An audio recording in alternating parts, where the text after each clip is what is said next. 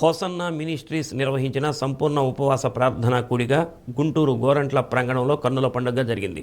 తెలుగు రాష్ట్రాల నుంచి పెద్ద సంఖ్యలో సంఘస్థులు తరలివచ్చి ప్రార్థనా కూడికకు దేవుని మహిమపరంగా ఆశీర్వాదం పొందారు. దైవ సేవకులు జీసస్ రిడీమ్స్ మినిస్ట్రీ వ్యవస్థాపకులు మోహన్ శిలాజరస్ దైవ సందేశం అందజేశారు.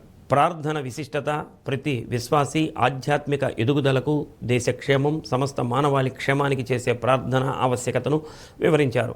అనుదినం మనం ప్రార్థించే ప్రార్థన యోధులుగా ఉండాలని తెలిపారు. హోసన్నా మినిస్ట్రీస్ ముఖ్య ప్రతినిధులు, తోటి సేవకులు, విశ్వాసులు పెద్ద ఎత్తున పాల్గొన్నారు.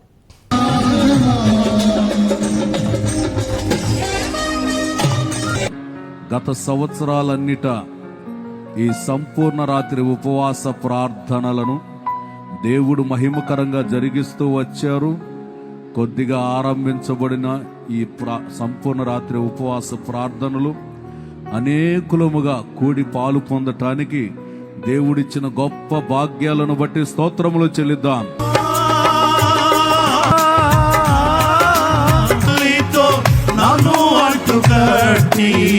స్థిరపరచావా అక్షావల్లితో నన్ను అంటుకట్టి స్థిరపరచావా జ్యోతిర్మయుడా నా ప్రాణ ప్రియుడా స్తుతి మహిమ మా బలము కాదు నాయనా, మా సామర్థ్యం కాదు తండ్రి. నీ వైపే మా చేతులెత్తుతూ ఉన్నాం, నీ వైపే మా హృదయముని తెరుస్తూ ఉన్నాము నాయనా.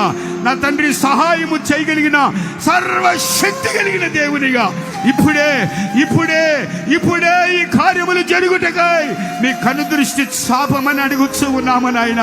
ప్రపంచమంతటికి ఒక ఘనమైన పరిచర్య చేయడానికి మేము ఏ పాటి వారమనైనా ఆ దినాలలో మా పితరులకు తోడై ఉన్నట్టుగా, ఆ దినాలలో నా తండ్రి మీ ప్రజల పక్షమున సైన్యము అధిపతిగా యెహోవాగా పరమ తండ్రిగా పోషించగలిగిన కాపరిగా నా తండ్రి మీరు నిలిచి నడిపించినట్టుగా ఈ గుడారాల పండుగ విషయమీ కూడా ప్రార్థన చేస్తూ ఉన్నాము నాయన. మీ పాదాల దగ్గర స్తుతిస్తూ ఉన్నాము నాయన. మీరు కార్యములు సఫలపరచుటకు నమ్మదగిన దేవుడైనందుకు స్తోత్రములు నాయన. మీరు రకరకాలమైన సమస్యలతో ఇక్కడికి వచ్చారు. ఇటు రకరకాలమైన సమస్యలతో మీరు వచ్చారు కాబట్టి ఎవరెవరు ఏ ఏ సమస్యల చేత బాధించబడుతున్నా ఆ సమస్యలన్నిటి నుండి విడుదల, పరిష్కారం, నెమ్మది, క్షేమాన్ని ప్రభు కలుగు చేయనట్లుగా మీరు ఎలాంటి కఠినమైన సమస్యలతో ఇక్కడికి వచ్చినా ఇక్కడి నుండి వెళ్ళేటప్పుడు విడుదల, సంతోషంతో తిరిగి వెళ్ళాలి. మీరు ఆ దేవుడు మీకు గొప్ప విడుదలను దేవుడు అనుగ్రహించాలి.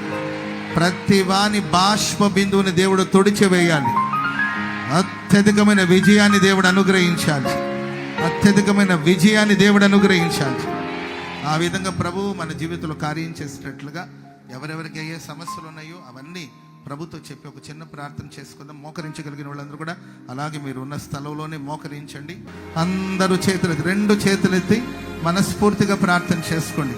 మనస్ఫూర్తిగా ప్రార్థన చేసుకోండి. ఎవరికి వాళ్ళు మోకరించగలిగిన ఓపిక ఉన్న వాళ్ళందరూ కూడా తప్పనిసరి రెండు చేతులు యేసు వైపు చాపి రెండు చేతులెత్తి మీ కుటుంబాల కోసం, మీ వ్యక్తిగత జీవితాల కోసం, మీ ఆత్మీయ జీవితాల కోసం, మీ కుటుంబాల కోసం, మీ పిల్లల కోసం, మీ శరీరంలో ఉన్న బలహీనత నుండి విడుదల పొందినట్లు అందరూ మనసారా రెండు చేతులు చాపి రెండు చేతులు యేసు వైపు చాపి పిలవండి. ప్రభుని పిలవండి. ఈ రాత్రి దేవుడు మన మధ్యలో సంచరిస్తూ ఉన్నాడు. ఆనాడు సొలొమోను మంటపాల్లో సంచరించిన దేవుడు ఈ రాత్రి మందిరావణంలో సంచరిస్తూ ఉన్నాడు. బాగు చేయబోతున్నాడు. ఫలమైన కార్యాలు చేయబోతూ ఉన్నాడు. దివ్య తేజోమయ యేసయ్యా నీతి నియమాలకు నిలయమా నిన్ను నమ్ము నీ జనుల న్యాయాధిపతి నీవై నడిపితివి జయధ్వజముతో. మనం ఎప్పటికైనా సరే సంసిద్ధులమై ఉండాలి. ஆயத்தமா இருக்கீங்களா? సిద్ధపడిన వాళ్ళందరూ ఒకసారి హల్లెలూయా చెప్పండి. அல்லேலூயா. நாம் எப்பொழுதும் ஆயத்தமாய் இருக்க நம்ம அர்ப்பணித்துக் கொள்ளணும். మనం ఎప్పుడైనా సరే, ఏ క్షణమైనా సరే ఆయన రాకడలో ఎత్తబడ్డానికి, పరిశుద్ధంగా జీవించడానికి మనం ఎప్పటికప్పుడు సిద్ధపడుతూ ఉండాలి.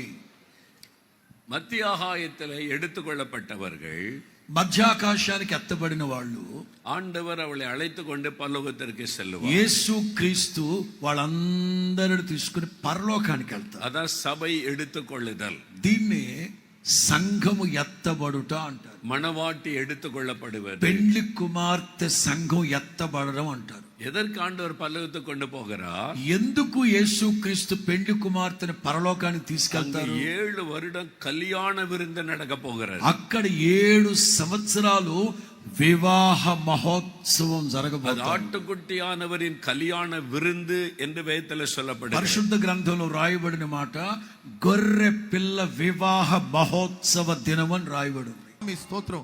ఇప్పటి వరకు నీ సన్నిధిలో కూడి ప్రార్థించిన వారందరూ కృపతో జ్ఞాపకం చేసుకుని బలపరచమని వేడుకుంటున్నాం స్వామి. ఇకను జరగబోతున్న కూడికి అంతట్లో మీరు తోడుగా ఉండి ఆశీర్వదించి దీవించి మహిమను పొందుకోమని కోరుకుంటూ యేసు నామాన ప్రార్థన చేసి అడిగి వేడుకుంటున్నాం తండ్రి.